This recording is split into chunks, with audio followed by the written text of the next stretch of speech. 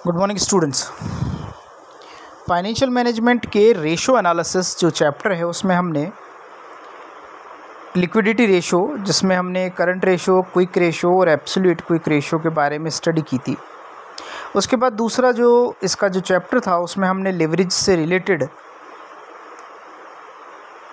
कुछ रेशोज़ की स्टडी की थी और हमने ये बताया था कि जो लिवरेज रेशो होते हैं उन्हें हम कैपिटल स्ट्रक्चर रेशो या लॉन्ग टर्म सॉल्वेंसी रेशो भी कहते हैं, क्योंकि इससे हमें leverage ratio it shows relationship between डेब्ट कैपिटल एंड इक्विटी कैपिटल। फिर हमने बात की थी कि डेब्ट कैपिटल क्या है।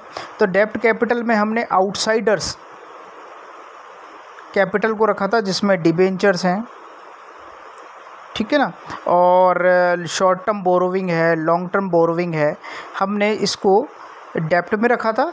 और ऑनर्स कैपिटल में हमने equity share, preference shares, reserve and surplus इसे रखा था और इनके बीच में हमने रिलेशन निकाला था। और रिलेशन निकालने से ये इसकी स्टडी, हम लिवरेज रेशो की स्टडी क्यों करते हैं इस पे भी हमने चर्चा की थी और ये बताया था कि ये जो लिवरेज रेशो होते हैं ये डिबेंचर्स होल्डर्स को इन्फॉर्म करते हैं उनके सिक्योरिटी कवर के बारे में, कि जिस कंपनी में या जिस फर्म में वो अपना पैसा लगा रहे हैं उसमें ऑनर्स कैपिटल कितनी है।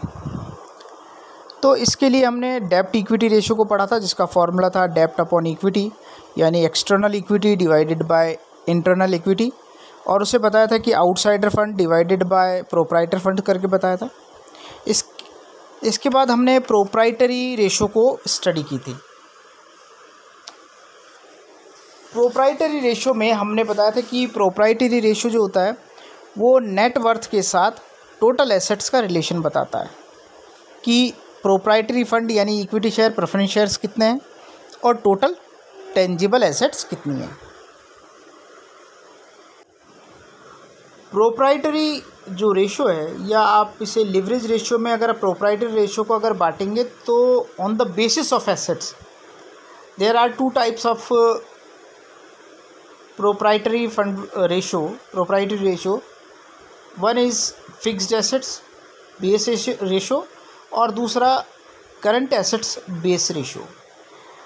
यहाँ आप प्रोप्राइटरी एसेट्स में अगर आप देखें प्रोप्राइटरी रेशो में, तो इसका जो फॉर्मूला है वो है, अगर आप पहले वाले की बात करते हैं तो ratio of fixed assets to proprietor fund, इसका फॉर्मूला है fixed assets upon proprietor fund.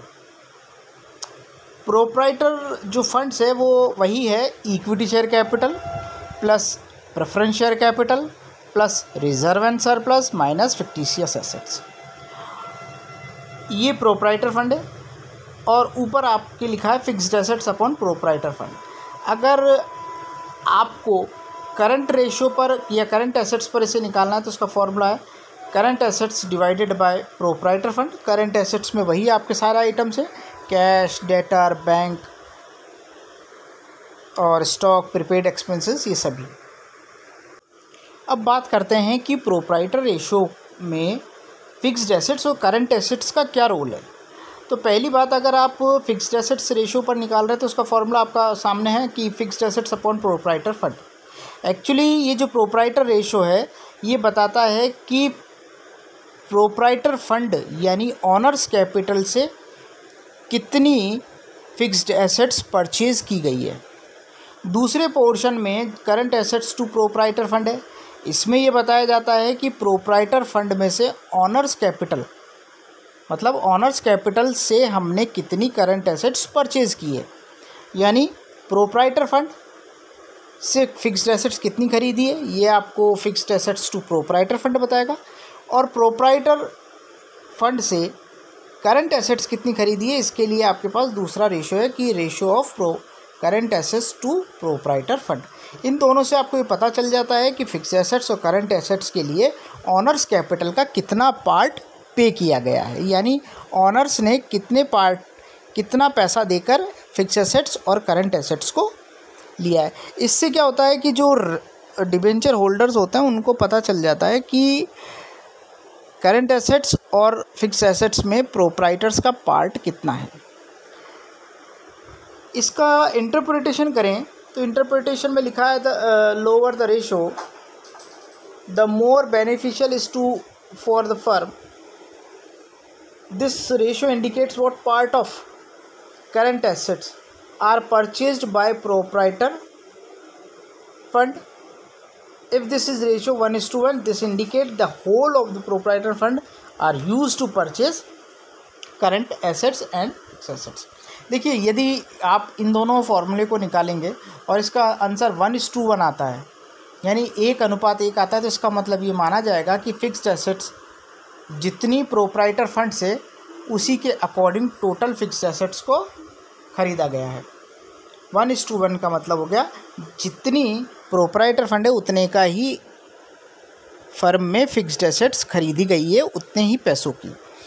तो बेनिफिशियल कंडीशन ही होगी, अगर लोअर है तो ये बेनिफिशियल है। ठीक, नेक्स्ट बात करते हैं अब हम फिक्स्ड एसेट्स रेशो की।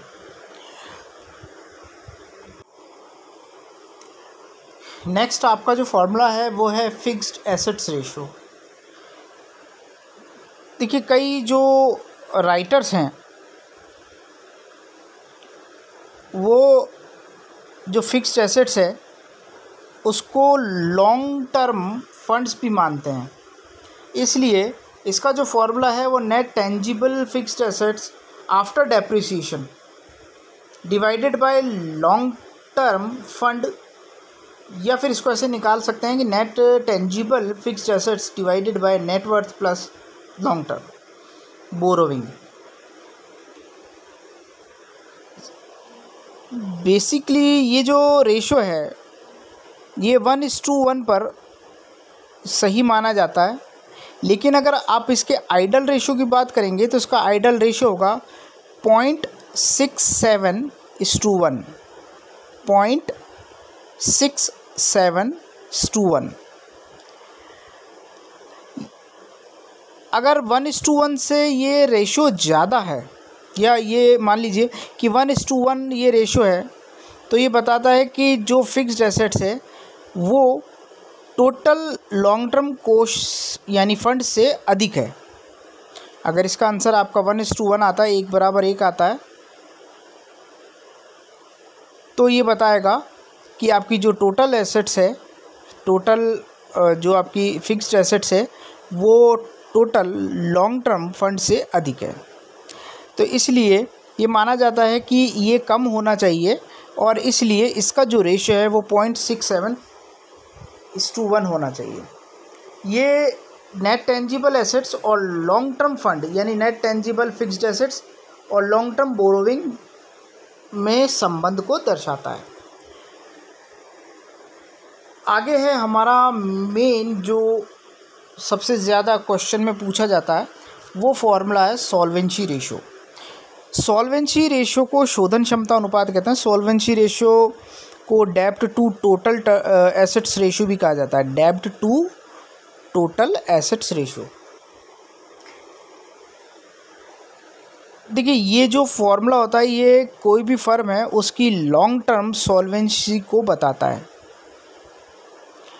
और मैं पहले भी बता चुका हूँ कि जो सॉल्वेंसी रेशो होता है वो बैंकरप्ट वाली कंडीशन में फॉलो किया जाता है, कि इससे हमें बैंकरप्ट होने का पता चल जाता है।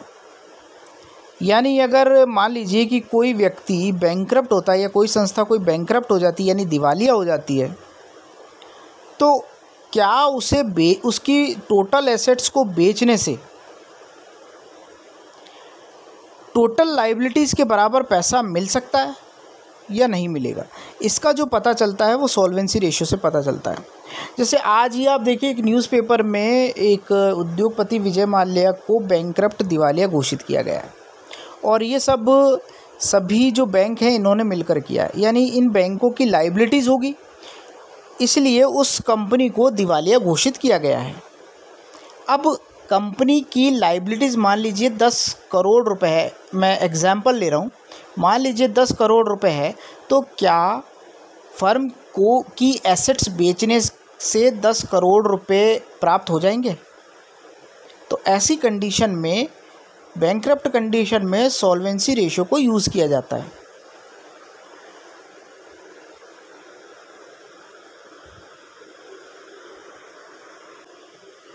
आई थिंक मेरे हिसाब से आपको ये बात समझ में आ गई होगी कि अगर कोई बैंकरप्ट हो जाए तो उसकी इस एसेट्स को बेचने से क्या लाइबिलिटीज़ पूरा हो जाएगा, इसका पता करने के लिए हम सॉल्वेंसी रेशियो को यूज़ करते हैं।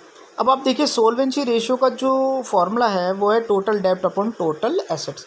टोटल डेब्ट का मतलब क्या होगा? टोटल डेब्ट का मतलब वही आउटसाइडर लाइबिलिटीज़ जो हमने बोरोविंग्स ले रखी है, divided by total assets. Suppose कीजिए कि टोटल एसेट्स भी 10 लाख है और एसेट्स लाइबिलिटीज़ भी 10 लाख है, तो रेशो हमारा जो बनेगा वो बनेगा 1:1।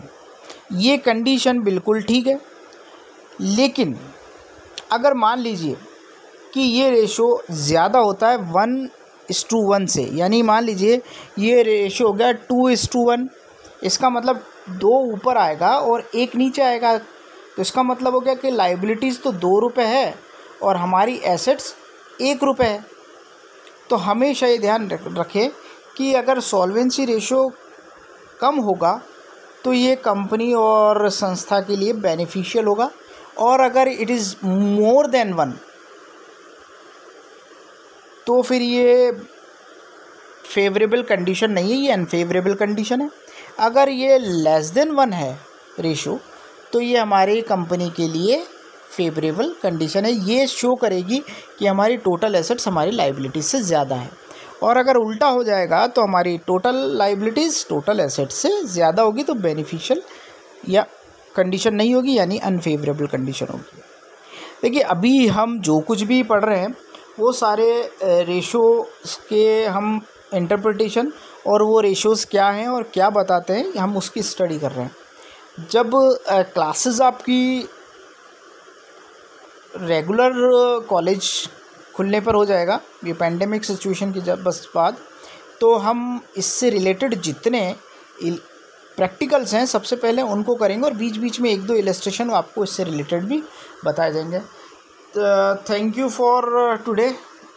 कल हम और आगे जो चर्चा करेंगे वो इसके मेन जो इम्पोर्टेंट जो फॉर्मूले हैं, कैपिटल गियरिंग रेशो है, आपका प्रेफरेंस डिविडेंड कवरेज रेशो है ना, और आपकी assets turnover ratio, activity ratio, उन पे चर्चा करेंगे। Thank you for today.